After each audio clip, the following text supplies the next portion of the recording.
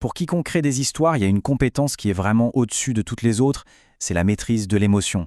Aujourd'hui, justement, on va s'appuyer sur un excellent guide de scénariste pour décortiquer deux sentiments, des sentiments à la fois très puissants et super délicats à manier, la compassion et l'empathie. Voilà, c'est ça le principe fondamental, c'est un peu la règle d'or de ce guide. Avant même de penser à l'intrigue, avant d'écrire le moindre dialogue, il faut se souvenir de cette vérité. Si on veut qu'une histoire touche les gens, il faut d'abord savoir maîtriser l'émotion. C'est vraiment le moteur de tout récit qui nous captive. Mais attention, il ne suffit pas de juste mettre un nom sur un sentiment. Non, le vrai travail, le travail en profondeur, c'est de comprendre d'où il vient. Chaque être humain est différent, a son propre vécu, son propre parcours. Et ça veut dire qu'une même émotion, elle peut être ressentie et gérée de manière complètement différente d'une personne à l'autre. Et voilà, on arrive au cœur du sujet. C'est un vrai défi pour les écrivains.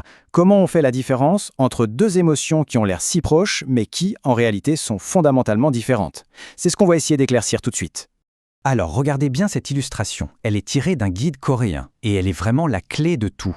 On a la compassion, Yeonmin, et l'empathie, Kongam. Mais le détail qui tue, c'est cette flèche. Remarquez bien sa direction. Elle ne va que dans un seul sens. Et ça, croyez-moi, c'est absolument capital. Donc, pour résumer, le point crucial, c'est cette relation à sens unique. L'empathie, c'est la capacité de se mettre à la place de l'autre, de vraiment partager ce qu'il ressent. Et c'est à partir de cette compréhension que peut naître la compassion. Ce sentiment de tristesse pour ce que vit l'autre, cette envie de l'aider. Mais l'inverse, ça ne marche pas. On ne peut pas commencer par la compassion pour arriver à l'empathie.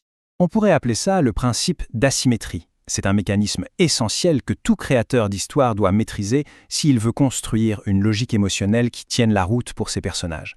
C'est littéralement une rue à sens unique.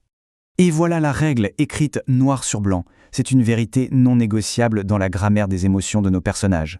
C'est un principe de cause à effet, tout simplement. L'empathie est la cause et la compassion, elle, pour en être la conséquence. Jamais l'inverse.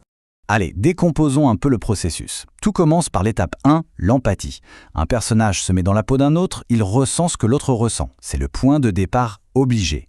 Ensuite, et seulement après ça, on peut éventuellement passer à l'étape 2. Cette connexion empathique peut ou non déclencher la compassion, c'est-à-dire l'envie d'agir pour soulager l'autre. Le chemin est très clair et il n'y a pas de raccourci possible. Donc pour être bien sûr qu'on est sur la même longueur d'onde, redéfinissons le point de départ. L'empathie, c'est cette faculté de résonance. Ce n'est pas juger, ce n'est pas donner des conseils, non, c'est simplement ressentir avec l'autre. C'est le fondement même de la connexion humaine. Et maintenant, la destination possible de ce chemin, la compassion. Elle est la conséquence, la réaction à la souffrance qu'on a perçue grâce à l'empathie. C'est en quelque sorte l'empathie qui se met en mouvement, qui se transforme en une volonté d'agir. La nuance est subtile, mais elle est absolument essentielle. Bon, ok, à cette théorie. Passons à la pratique. Concrètement, comment est-ce qu'on peut utiliser cette distinction pour créer des personnages plus profonds, plus authentiques, bref, plus humains? C'est là que tout ce qu'on vient de dire prend vraiment tout son sens. Le vrai boulot de l'écrivain, il commence ici. Une fois qu'on a bien compris ce principe, la question fondamentale devient comment mon personnage, avec son histoire personnelle, sa psychologie, va vivre ce processus? Parce qu'un héros un peu cynique et une jeune idéaliste ne vont pas du tout, mais alors pas du tout, suivre le même chemin de l'empathie à la compassion. C'est ce travail sur mesure qui rend un personnage crédible. Et ça illustre parfaitement cette idée. Une scène qui va provoquer une immense tristesse chez un personnage pourrait en mettre un autre en colère, ou même le laisser totalement de marbre. Et pourquoi? Eh bien à cause de son passé, de ses blessures, de ses valeurs.